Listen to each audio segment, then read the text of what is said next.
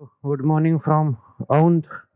नागनाथ मंदिर मागच्या साईडला आहे आणि मी या गेस्ट हाऊसला सांगितलेलं महेश्वरी यात्री निवास. I can't say I can recommend it because किडे मकोडे खूप होते बापरे, म्हणजे नेक्स्ट लेवलचे होते. मच्छर चावले तर नाही माझं, म्हणजे मी फुल पॅक करूनच ठेवलेलं. मच्छर चावले तर नाही मला, बट नागतोडे अँड मुंग्या बाथरूम मध्ये एवढे किडे एवढे मकोडे ना बाई ग, म्हणजे इट वॉज हा ना, खूप म्हणजे विचित्र हे होतं. तर मंदिर त्या साईडला आहे ऍक्च्युली. हे कम्पेअर टू व्हॉट यू से भीमाशंकर, नाही भीमाशंकर तर जरा ह्याच्यामध्ये डोंगरावरतीच आहे. कम्पेअर टू त्र्यंबकेश्वर किंवा गिरिजेश्वर पण नाही एवढं, पण त्र्यंबकेश्वर खूप डेव्हलप्ड आहे. पण हे एवढं डेव्हलप नाही आहे जेवढं म्हणजे होतं. आणि मंदिराच्या आसपास आहे ना बरेच तुम्हाला यात्री निवास आणि भक्ती निवास भेटून जाईल. काल हे सगळं एरिया मिस केलं म्हणजे दाखवायचं.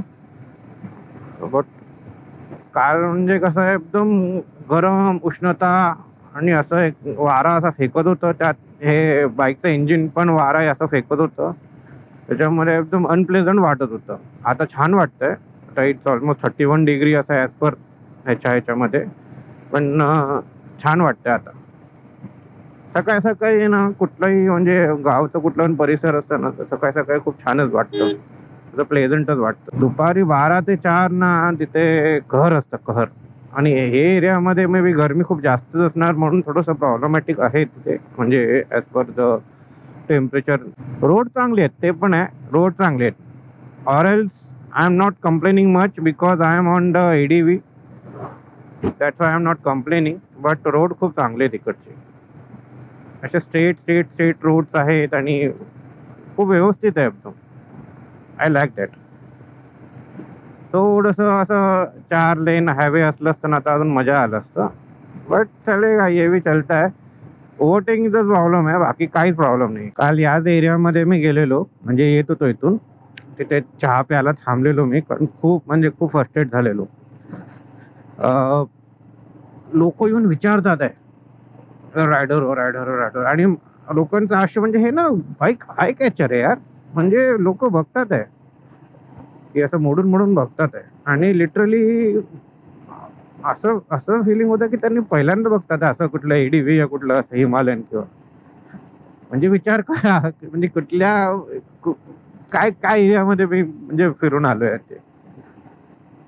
म्हणजे हिमालयन 450 केले तर घेऊन गेलो असतो तर लोक वेळच झाले असते असं वाटतं मला. तर एकदम सुंदर चहा पिला. आता जायला वेळ खूप लावलो त्याने, मे बी बनवत असेल काय माहित नाही, पण खूप सुंदर चहा होता. खायची इच्छा होती पण मी बोललो जाऊ जाऊ दे, पहिले दर्शन घेऊया नंतर मग काय करूया. तर ऑलमोस्ट 5चा अलार्म लावलेला मी, पण मी मला म्हणजे झोप उघड म्हणजे 4लाच झाली, कारण माझ्या बाजूच्या रूममध्ये ऑलमोस्ट 15-16 लोक होते. त्यांचं ते ते उठलेले आणि मचमच पटपट पटपट बडबड काय बरंच काय गोंधळ घातलेला त्यांनी. आणि माझं आणि ते वॉशरूम होतं, म्हणजे टॉयलेट होतं ना, म्हणजे बाथरूम माझ्या रूमच्या एकदम साईडलाच होतं. त्याच्यामुळे बाथरूममध्ये येणं जाणं, बापरे, बाथरूममध्ये येणं जाणं आणि आवाज एवढं येत होतं ना, तर जाग मला आलेलं. पण मी बघितलं किती वाजले, मला 5 वाजले असते तर मी पण उठलोच असतो. बघितलं तर 4च वाजले. मी बोललं की थांब मग थोडंसं अजून हे करूया, करून 1 तासाचं झोप पण घेऊ शकतो आपण. प्रयत्न केलं थोडंसं, मग असं हलकं फुलकं झोप येईल, म्हणजे हलका फुलका झोप येत होतं. झोपत होतो, झोपत होतो, असं 1 तास झालं. मग वाजलं 5चा अलार्म. मग 5 वाजता उठलो तर कोणीच नव्हतं आसपास. सगळे असं वाटते दर्शनासाठी किंवा निघाले होते, म्हणजे निघाले ते म्हणजे चेकआउट करून निघाले असते. ठीक आहे, चालतं. आता काय, अजून मी मर्क्युरी वगैरे घातलं नाही आहे. सूर्य त्या साईडला आहे तर एवढं त्रास देत नाही आहे. 50 किलोमीटर्स राहिलेले आहे आणि स्ट्रेट रोड आहे असं मी म्हणजे असंच रोड आहे मी गृहीत धरतो. हे समथिंग NH361F आहे ओएसिस रोड. खूप खराब आहे ॲक्च्युली. कन्स्ट्रक्शन चालू आहे मध्ये 2-3 हे डायव्हर्जन्स होते. आणि हे आपली बाईक तर आपली मक्खन आहे, त्यासाठी तर मक्खन आहे आपली बाईक. तर काय त्यात काय इश्यू नाही आहे बाबा. ऑलमोस्ट स्टॅडलिंगच करत होतो मी आणि रेकॉर्ड नाही केलं. म्हणजे याला कुठलं पण ऑफ रोडिंग केलं ना मी रेकॉर्ड केलं नाही अजून. मे बी पुढे जर भेटलं तर करेन. 26 किलोमीटर्स रिमेनिंग. 614 किलोमीटर झाले रे. आता डायरेक्ट इथे जाऊनच काहीतरी बघूया. फायनली पोचलो आहे. आय एम नॉट शुअर किती वेळ लागेल. हे गुगल मॅप कुठेतरी दुसरीकडेच घेऊन गेलेलं. नंतर मग एका चांगल्या माणसाने सांगितलं की ॲक्च्युली ते दुसरी साईडचं म्हणजे तिथून 2.3 किलोमीटर समथिंग होतं. तर मग आलो. मग आता बाईक पार्कसाठी तर चांगलं आहे जागा इथे. तिथे CCTV पण आहे. तिथे चप्पल आहेत, तिथे चप्पल ठेवू शकतो का बघायला लागेल एकदा. तिथे ठेवलं तर मग बरं पडेल म्हणजे मला म्हणजे इश्यू ना होणार नाही. चला हे सगळं काढतो आणि बघतो कुठे काय होऊ शकतं.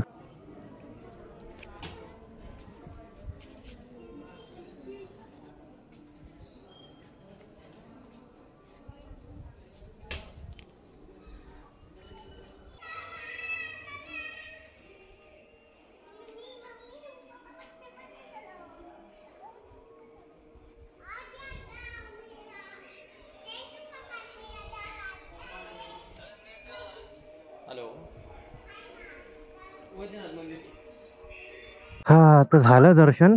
जेवढं कष्ट मागच्या 5 ते 10 किलोमीटरमध्ये लागलं ना तेवढं 5 मिनिटात दर्शन झालं. म्हणजे तेवढं व्यवस्थित आणि एकदम इझिली झालं दर्शन. एवढं बरं वाटतंय ना.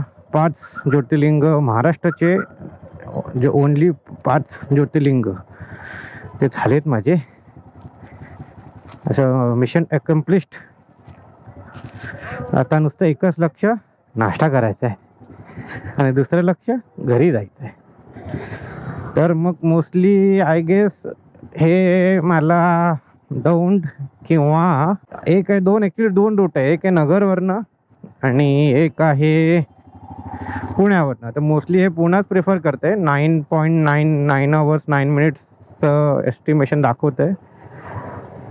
म्हणजे ऑलमोस्ट 7 वाजेपर्यंत. तर नाही बोलता 9 वाजेपर्यंत पोहोचू शकतो मी घरी.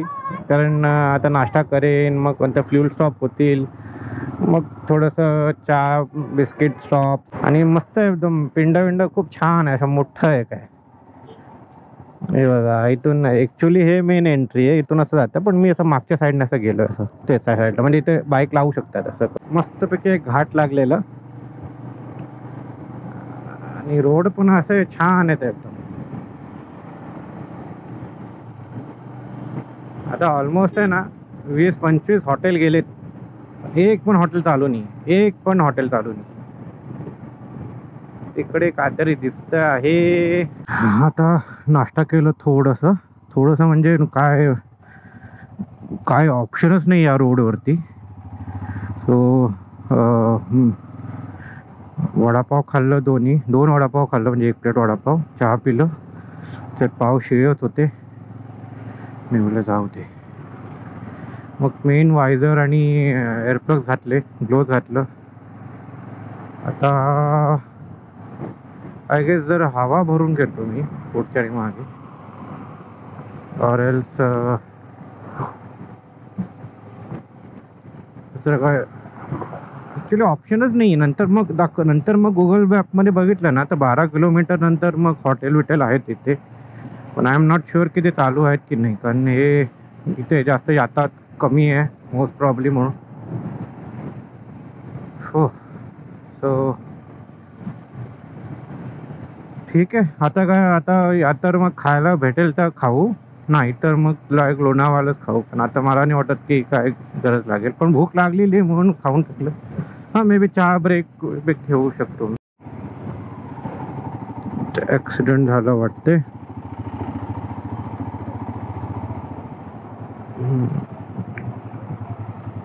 स्किड झालं वाटते. बस मारूच त्याला लागलं नाही ना.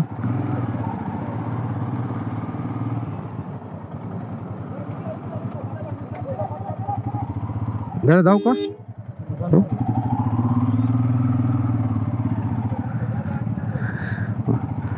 वाटते स्किड झालं म्हणून मस्त ट्रॅफिक लागले. आता हे ट्रॅफिक क्लिअर लवकर होणार तर नाही. सिंगल लेन पण आहे. JCB सगळं आलेत, विच इज गुड. हो हो, बरंच मोठं लाईन लागले. And this is advantage of the bike. Bike निघून गेलं.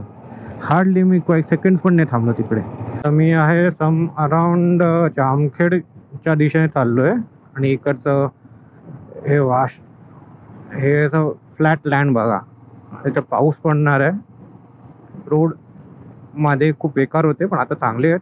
पण बघा ना, पुन्हा फ्लॅट लँड आहे बघा. जबरदस्त वाटतंय एकदम. सॅडलिंग करून दाखवलं तर बघा असं दिसतंय.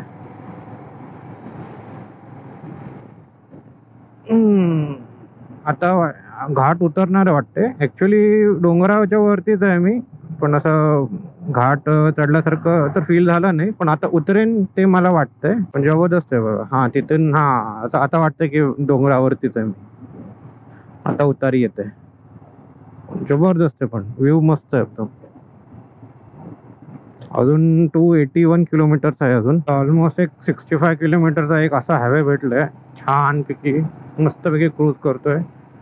आणि ज्या दिशेला चाललोय ना तिथे पाऊस पडणार आहे असं वाटतंय. तर माझं काय म्हणणं आहे, कुठेतरी ठेला भेटला ना, बसून चहा प्यावं, सगळं कव्हर करावं आणि गपचूप निघावं. म्हणजे कसं नेक्स्ट स्टॉप एक फ्युल स्टॉपच होऊ शकतं मोस्ट प्रॉब्ली, नाहीतर नको मग. आणि अर्ध्यापेक्षा जास्त टाकी आहे आणि राहिलं 264 किलोमीटर. तरी पण टॉपअप करूनच केलेलंच बरं मला असं वाटतंय. आता बघूया केवढ्यापर्यंत जायचं आहे ते. पण चहा चहा चहा चहा इथे आहे का चहा? बापरे, हे अख्ख्या ट्रिपचे ना हे 44 kilometres one of the most frustrating होते. Most frustrating. मी म्हणजे हे जे तळेगाव, वडगाव, चाकण वर्स्ट टायमिंग तर काय हे मे बी हे ना जेव्हा अष्टविनायक केलं होतं ना, नाही अष्टविनायक नाही, जेव्हा नगरवरनं येत होतो ना तेव्हा पण याच रूटने आलेलो. तेव्हा पण थोडंसं फ्रस्ट्रेटेड झालेलो. पण आज तर एकदम कहरच झाली आहे. म्हणजे एवढं किती ऑलमोस्ट आता बघा 986 किलोमीटर्स केले तर 940 किंवा 920 किलोमीटर्स काहीच नव्हतं. हे जे 44 किलोमीटर्स होतं ना, जबरदस्त त्रासदायक होतं बाबा. असं हात दुखायला लागले ना, जाम दुखायला लागले. आणि काही असो, EDV असो, क्रुझर बाईक असो, हे माणूस फ्रस्ट्रेट होणार. एवढं म्हणजे दुनियातली कुठली पण बाईक असो, हे माणूस म्हणजे फ्रस्ट्रेशन लेवल नेक्स्ट लेवलमध्ये जाणार असं आहे ते. पाय असे दुखायला लागले ना की विचारू नका.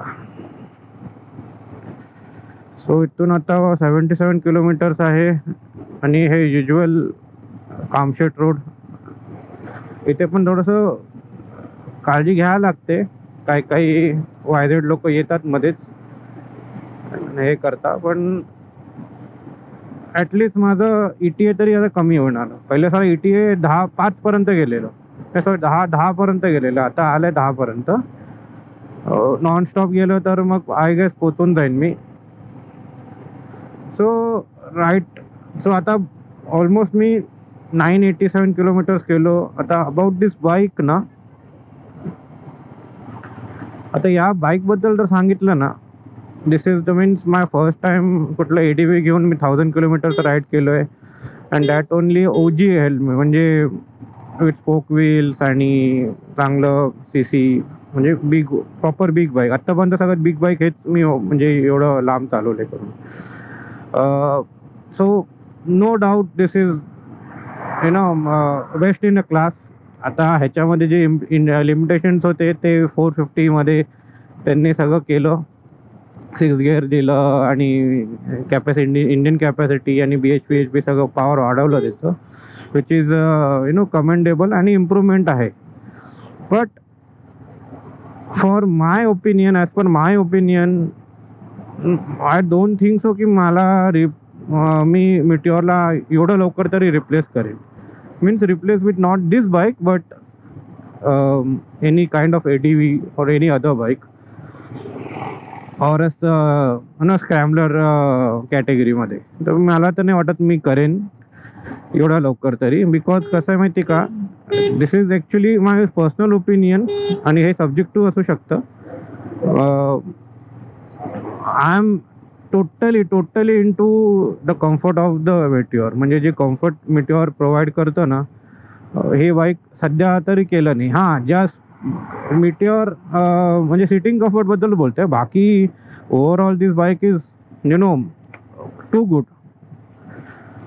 बट कसं आहे की जे सिटिंग, आता असं पण नाही की प्रॉब्लेमॅटिक आहे. कारण कसं आहे की आय एम आता 20,000 किलोमीटर मिटिओर चालवून आता याच्यावरती एवढं इष्ट झालं आहे ना की मला आता त्याची सवय झाली, म्हणजे त्या कम्फर्टची सवय झाली आहे. Yes, I have to compromise with the long suspension आणि त्याचं ग्राउंड क्लिअरन्स आणि ते सगळं.